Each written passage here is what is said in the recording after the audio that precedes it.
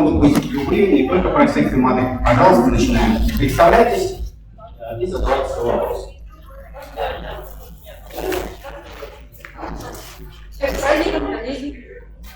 Я хотела такой вопрос спросить. А есть ли у вас семейные традиции, когда вы празднуете Исыху?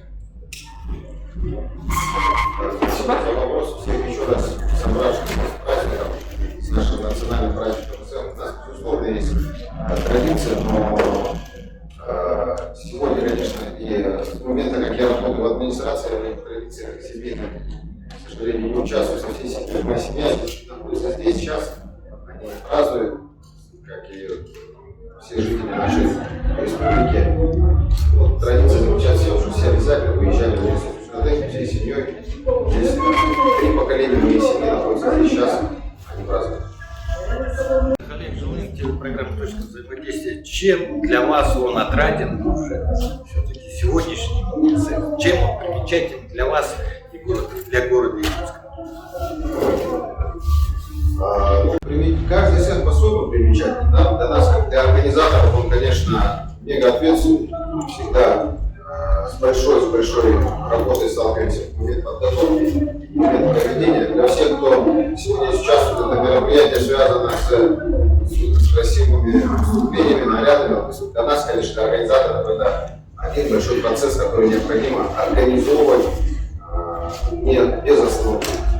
Если кратко в цифрах, 1200 человек участвовало в церемонии открытия, в проведении Алгыса, 294 басы сегодня действуют на территории Юсхатыга. Примечательно то, что растет с каждым годом все больше и больше. В прошлом году, когда мы проводили, нам казалось, это уже очень много, вряд ли будет становиться больше, но как видим, несмотря ни на что, люди стремятся.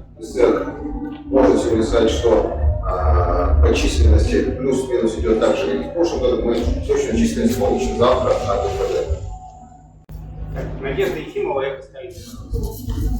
Здравствуйте, Валерий, тоже всех поздравляю с праздником. Такой вопрос, он немножко, может быть, и не связан совсем с Исыхом. Да?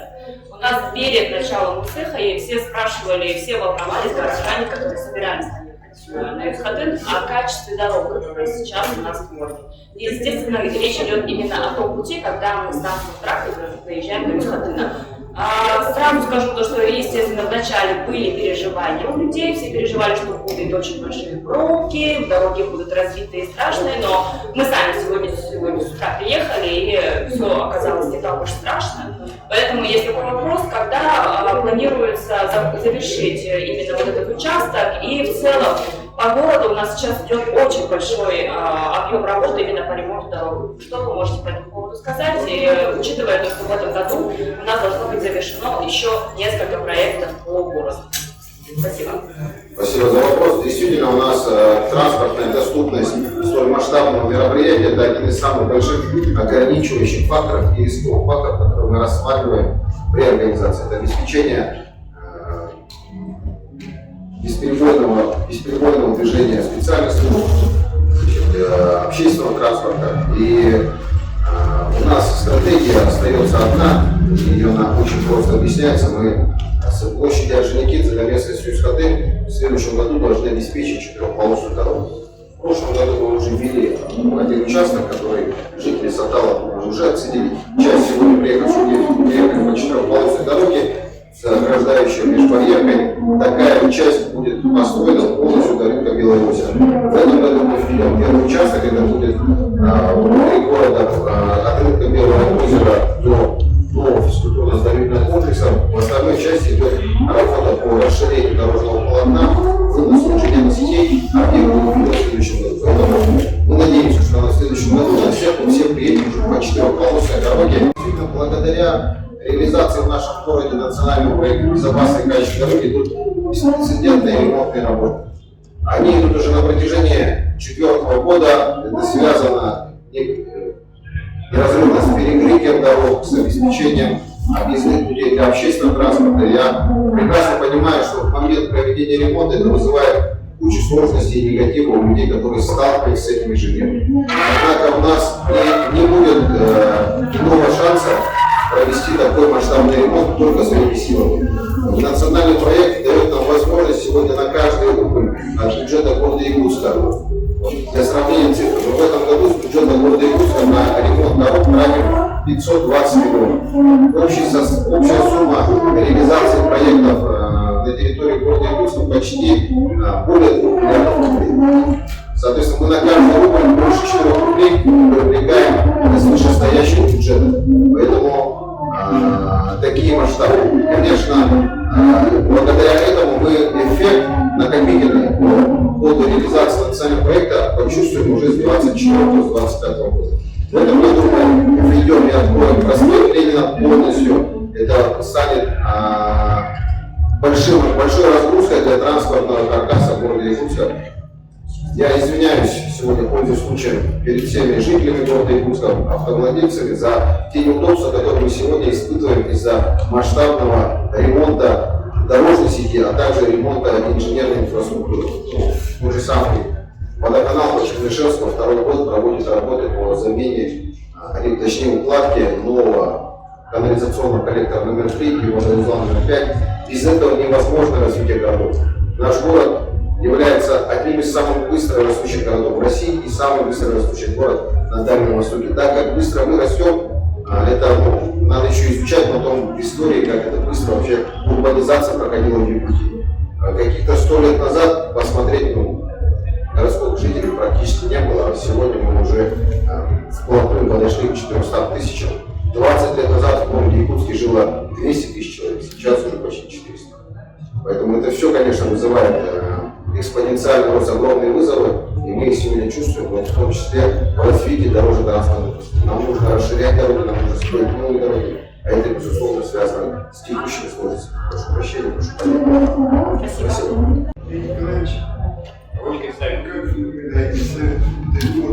Как вы относитесь к фейковым аккаунтам, которые вот время от времени популярные телеграм-каналы выкладывают? Мне кажется, даже вот какой-то положительный имидж вам создает такого человека из народа, что в области Дона Корлеона, то в области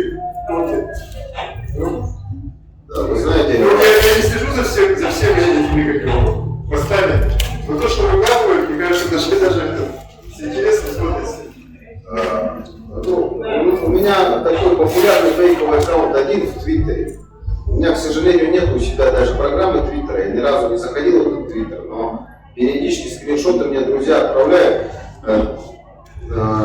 Пока ничего такого, чтобы можно было бы об этом обжечься, нет. Да? То есть это все действительно вызывает у кого-то чувство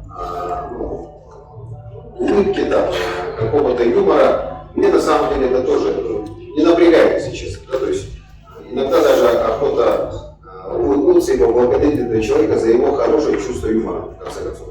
Но главное, чтобы он не перегнул, чтобы это не превратилось в какую-то политизированную тему и не стало окрашено там в политику и не переходило на личности, чтобы с этого аккаунта не переходили на личности и не стали кого-то оскорблять и так дальше.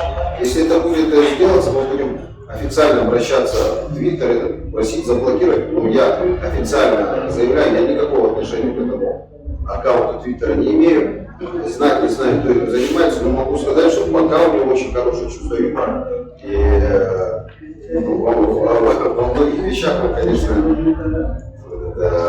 попадает в точку. Так, пожалуйста, коллеги. Можно, пожалуйста, не вопрос, а больше предложение? Пожалуйста. Проспект Ленина у нас сейчас обновлен, очень красивая плитка, все очень чистенько было, пока вот на прошлой неделе опять старые киоски не вытащили. Разве не было такого, что город избавляется от визуального шума, меньше баннеров, меньше киосков по проспекту, а сейчас они опять стали на свои старые места, там, Захомичать и так далее? Вы знаете, я здесь полностью солидарен с вами, потому что количество киосков на проспекте Ленина с их резким, когда мы убрали, стало легче дышать, ходить, и мы получаем только исключительно положительный отзыв. Вот, все киоски, которые там появляются, они появляются не с разрешения и не с нашего одобрения, они могут появиться самовольно, тогда мы их вывозим. Значит, к сожалению, сегодня есть изменения в Кодексе об административных правонарушениях, закон о республике РСЯ, значит, наш парламент принял закон, изменения в статью 6.9, по которому у города Якутского муниципалитета сегодня нет права проверять несанкционированные несанкционированную торговлю и штрафовать. Это право, к сожалению, у нас законодательно убрали, поэтому появление таких нестационарных торговых объектов сегодня требует большой волокитной работы, согласования республиканской прокуратуры в рамках проверки Земельного кодекса и так дальше. Но мы будем настаивать на том, чтобы, я считаю, ошибочный закон поменяли, внесли обратное изменение в закон и вернули нам это право проверять в городе нестационарно условные торговые объекты. Но все вы прекрасно видите, что сегодня какие случаи происходят по России, там то шаурмой отравится, то сидора неправильно выберет. Но если не проверять несанкционированную торговлю, это рано или поздно может случиться в городе. Поэтому мы будем настаивать с депутатским корпусом, наверное, уже вновь избранного Икумена, проводить эту работу, чтобы эту статью, как я считаю, ошибочно убрали, вернули. Поэтому мы будем работать, но теперь уже в рамках Земельного кодекса. Сейчас так просто пойти проверить этот киоск уже нам такого права убрали. Евгений Николаевич, можно еще продолжить вопрос по поводу алкомаркетов? Они у нас в итоге закрываются, не закрываются? 1 сентября вступает в закон в силу Республики Саха-Якутия, который был принят депутатами по нашей инициативе, в котором будет ограничение ужесточения в части увеличения площади оказания услуги в общепите. Это в первую очередь коснется так называемых ЛЖКП, которые доставляют кучу неудобств жителям города Якутска, работая под их окнами, работая зачастую в одном здании с многоквартирным домом. Это мы считаем абсолютно недопустимо. И с 1 сентября это ужесточение пойдет. В прошлом году, я напомню, мы изменили наше постановление, по которому мы измеряли расстояние от объектов социальной инфраструктуры до магазинов, торгующих алкоголем, запретили продажу алкоголя в магазинах ближе 50 метров, запретили продажу алкоголя от учреждений спорта, образования, медицины более чем с 200 метров по шагам мы ушли на 300 метров по периметру. Соответственно, новых лицензий выдается меньше, раз. Второе, порядка 30 магазинов уже перестали продавать пиво, значит, сидр и так далее, рядом расположены дома. Сейчас вот осталось разобраться с общественным питанием, так называемым ЛЖКП. 1 сентября будет закон вступать. Мы готовы, мы уже все на низком старте. Мы знаем каждое заведение, которое мы должны будем понудить к прекращению деятельности или деятельность проводить только в соответствии с установленным законом требованиями. Что с интернет-связью? Нигде связи нигде не будет, кроме нашей пресс-службы, да, как и вообще куда идешь, отсутствие связи везде. Почему? Да, у нас сейчас, к сожалению, базовые станции сотовых операторов перегружены. Мы в этом году несколько точек оснастили Wi-Fi связью, это торговые ряды, чтобы работала, значит, оплата безналичная, ряд, значит, точек, которые связаны с массовым скоплением людей, пресс-центр, но это первая итерация. В следующем году мы должны резко увеличить покрытие местностью со строительством базовых станций и дополнительным обеспечением точек Wi-Fi. В этом году порядка 8 миллионов мы в это дело вложили. Требуется, конечно, очень большие средства, чтобы полностью покрытие обеспечить. Очень большое количество пользователей интернета одновременно, и станции, которые сейчас мобильные, они не справляются, к сожалению. Поэтому только через Wi-Fi, только в определенных местах. Но мы будем этот дефицит убирать из года в год. На будущий год у нас запланировано более масштабная работа.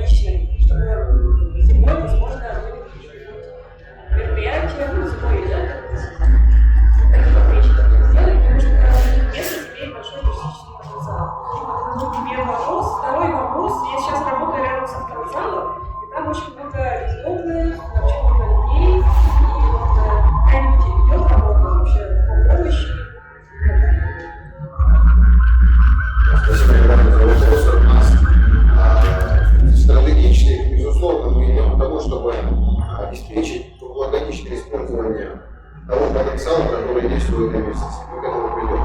Сейчас мы в целом, вся наша страна проходит особый период времени, когда приоритеты расходования бюджетных средств немножко имеют определенный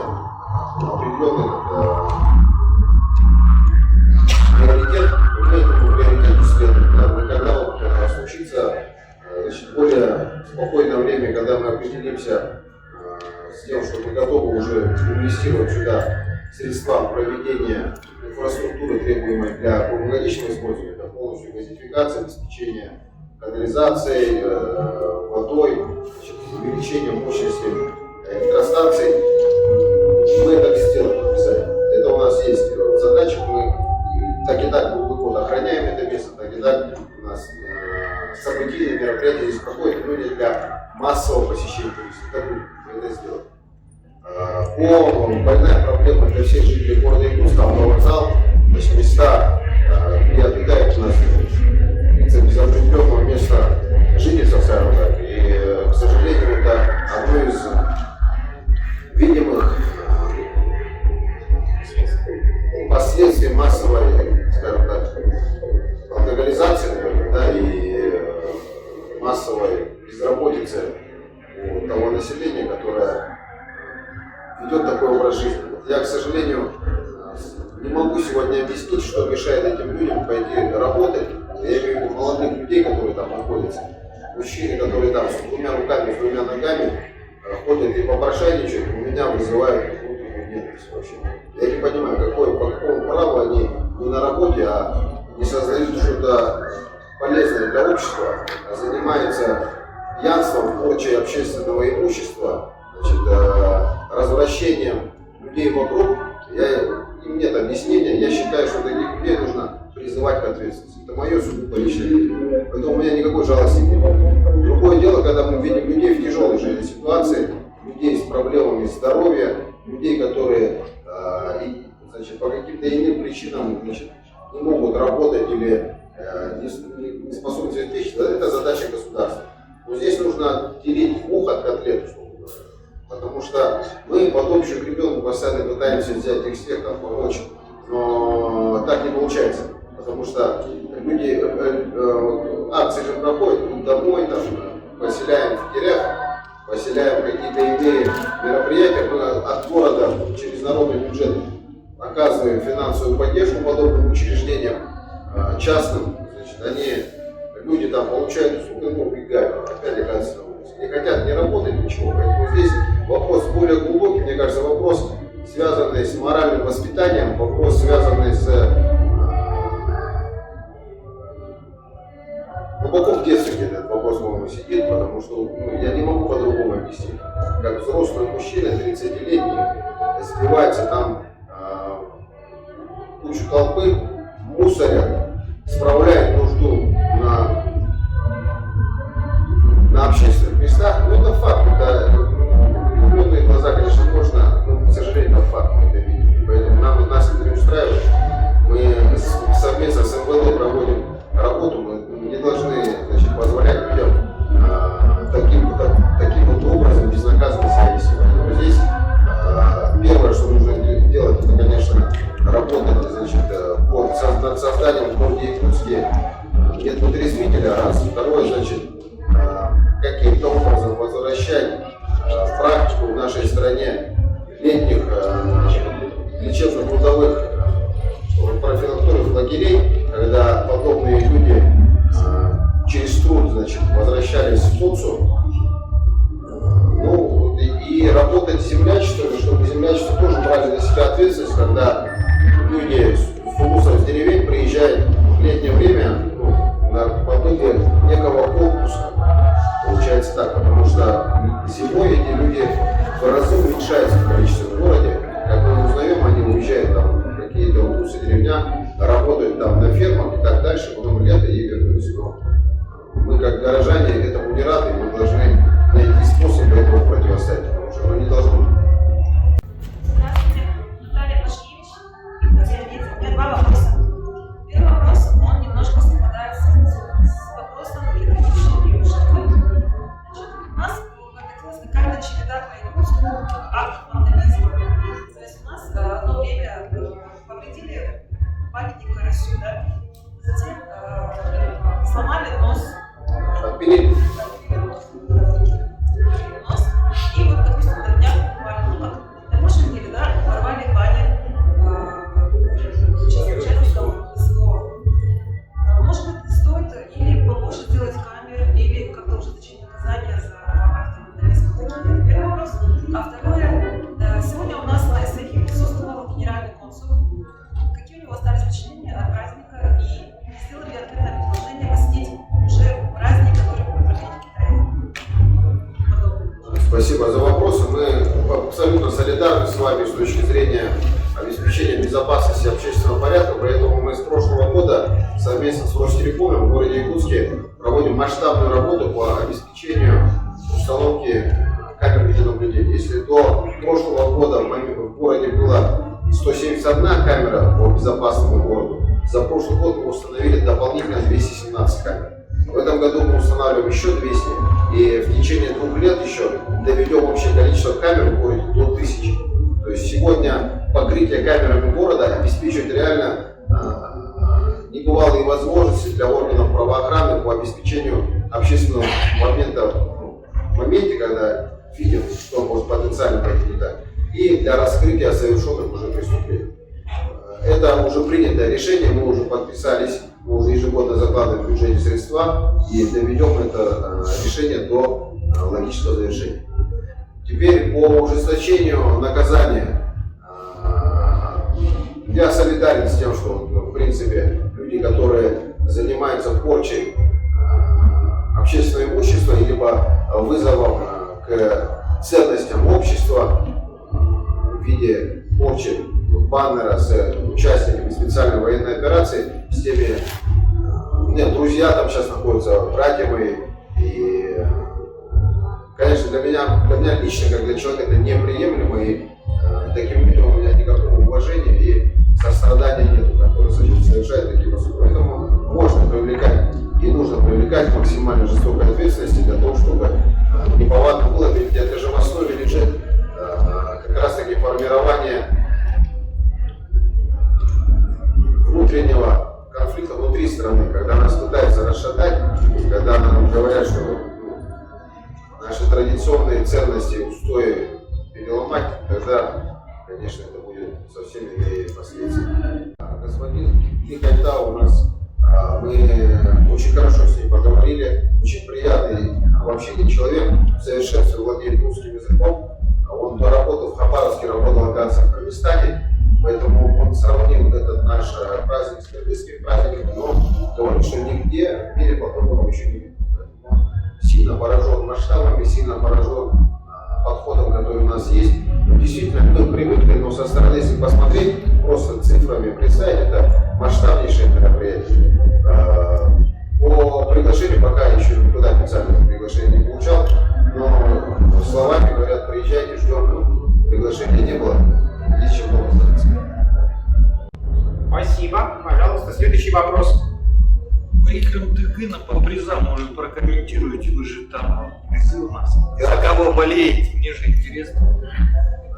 Призы у нас традиционно предоставлены нашими генеральными спонсорами. Главный приз у нас из года в год это уже 1 000 000 рублей наличными.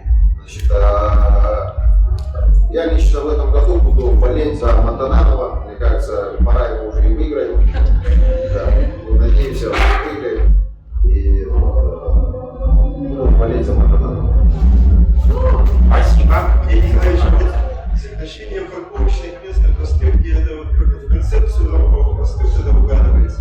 Да, безусловно, мы в момент, когда проводили проектирование проспекта Ленина, мы проводили общественные слушания, принимали активное участие горожане, значит, и это был основной запрос горожан, чтобы стали шире пешеходные дорожки, чтобы обязательно появилась велодорожка.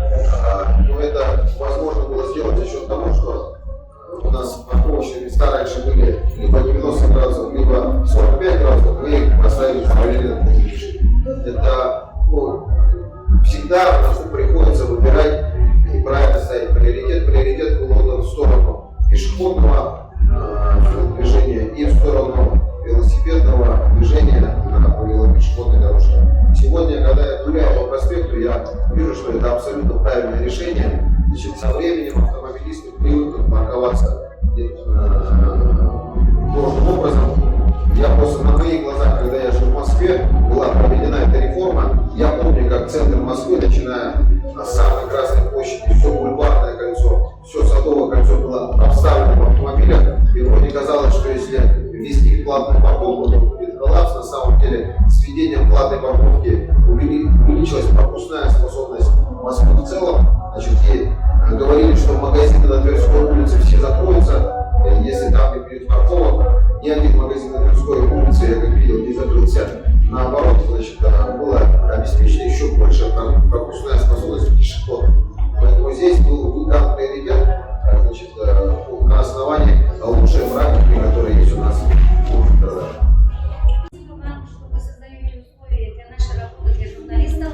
В прошлом году очень хорошая пресс-служба, была, да? В этом году вообще у нас улица своя появилась, да, для журналистов.